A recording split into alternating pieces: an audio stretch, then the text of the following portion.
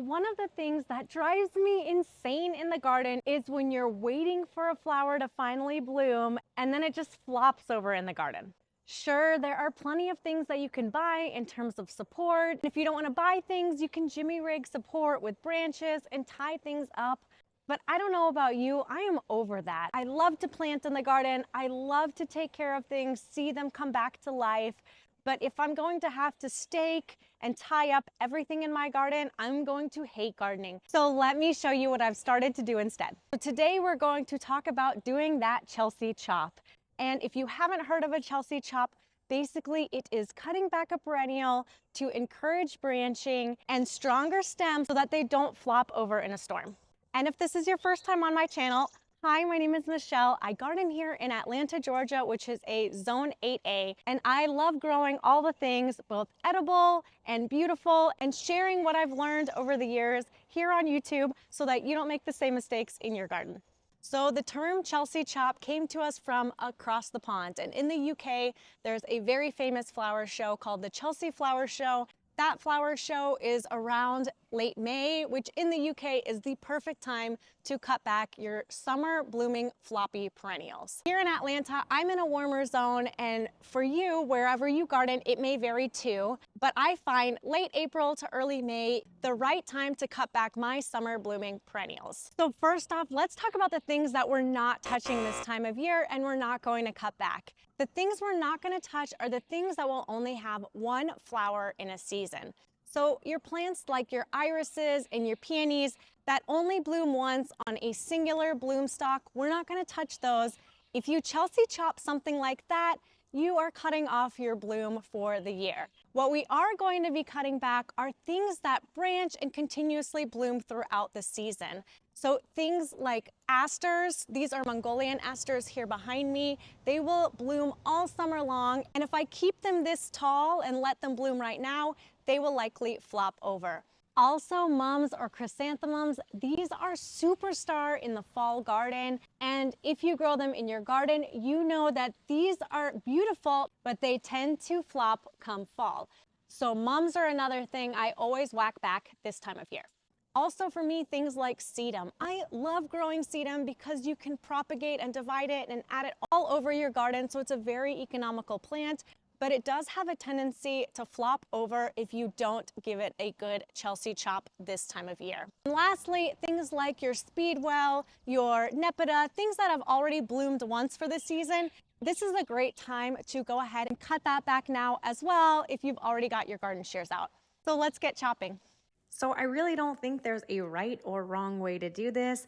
I like to grab the perennial by the handful. These are those Mongolian asters, so I just grab and whack, and I try to make sure that I'm evenly grabbing and whacking so that I have the same height overall.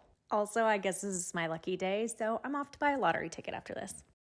Same concept applies to sedum. I leave a couple of leaves on each stem. They're a little sad looking right now, but they will fill in very quickly and you won't even be able to tell that they were recently whacked. I mentioned earlier that sedum's really easy to propagate and spread all over your garden, and that's exactly how I've added it to different spots in my garden. Here's a bonus tip on how easy it is to propagate. So all you have to do is you take your sedum and you strip the bottom leaves. Honestly, this is even pretty to add as filler in little arrangements if you're doing cut flowers and bringing things indoors. And then all along here where you strip the leaves, roots will grow just by putting it in a glass of water, and then you can plant this out into your garden and add sedum everywhere for free. Okay, so let's talk about what we're actually doing when we're pruning perennials. So imagine you're a perennial, right? We're going to produce that first singular flower, and if you're cut this time of year, what ends up happening is that you end up producing branches, and instead of that one larger flower, you're producing two smaller flowers. So there are pros and cons to cutting back your perennials this time of year. The pros are you get more flowers, and those flowers are smaller, so likely those branches are going to be able to hold those flowers up without flopping. Now the con of that is you're gonna get flowers a little bit later, which I'm okay with because I absolutely hate staking up and supporting things in the garden. So I'd rather have flowers later and have more flowers, even though they're a little smaller, than have flowers earlier and have to support and stake.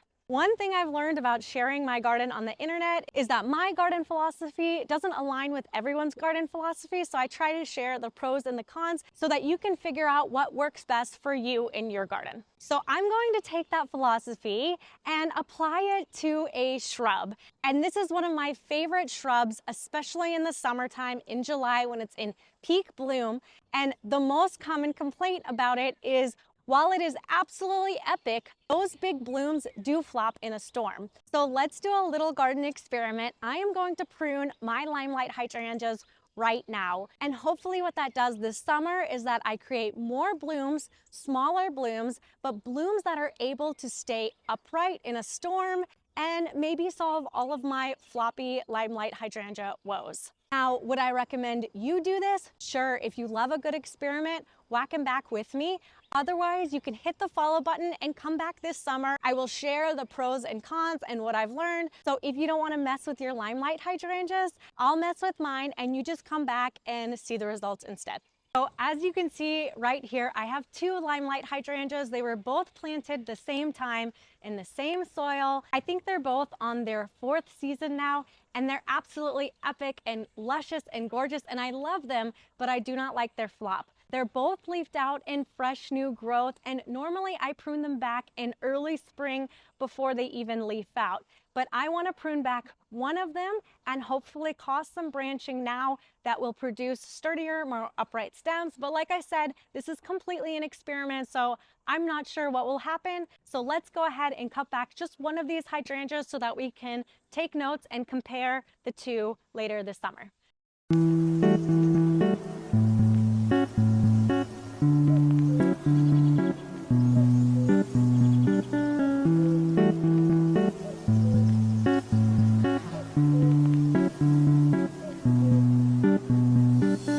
Just in case you want to experiment with me, I want to put out a little word of caution. These are limelight hydrangeas. They're Hydrangea paniculata, and they bloom on new wood, which means this year's growth is what's going to produce the bloom.